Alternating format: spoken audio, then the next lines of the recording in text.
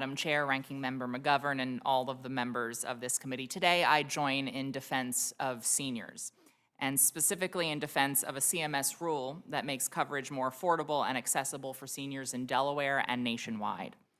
The CMS rule helps lower-income seniors navigate the complicated web of eligibility rules and paperwork between Medicare and Medicaid. It streamlines enrollment in Medicare Savings Programs, programs that help pay for Medicare premiums and out-of-pocket costs like deductibles and copays.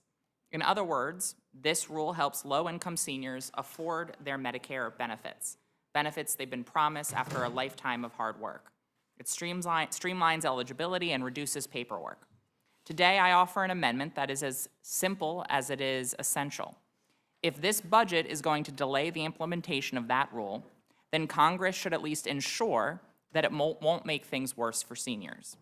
That's what my amendment does. It says this section of the bill cannot take effect unless the CBO certifies that it won't reduce access to medically necessary care or increase out-of-pocket costs for those who are eligible for Medicare and Medicaid.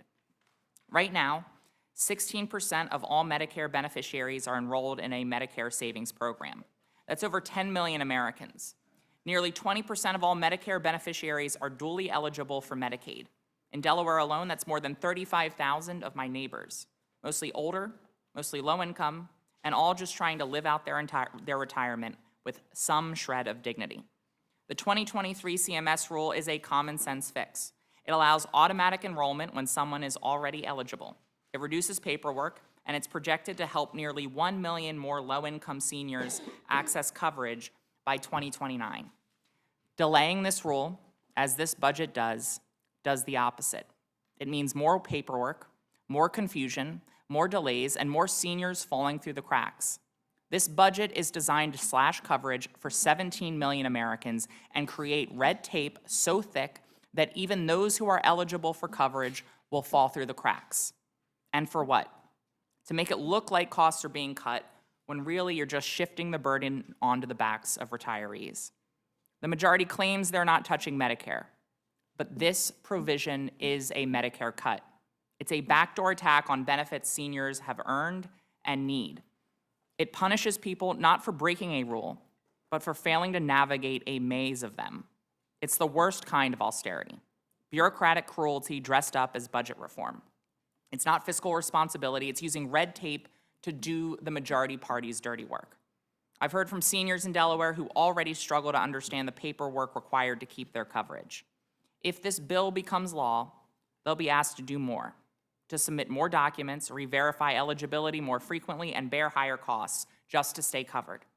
And when they inevitably get tripped up, the system will let them fall. That's why my amendment is so important. It simply says, before this part of the bill takes effect, let's get a neutral assessment from the CBO. Let's make sure we're not making things worse for the very people who we're supposed to be helping. If this delay really won't harm access or raise costs, there should be no reason to oppose my amendment. But let's be honest. We all know why the majority doesn't want that check, because it will confirm what they would rather keep quiet, that this provision, like much of this bill, is a hidden cut, a way to avoid saying you're cutting care while still doing it anyway.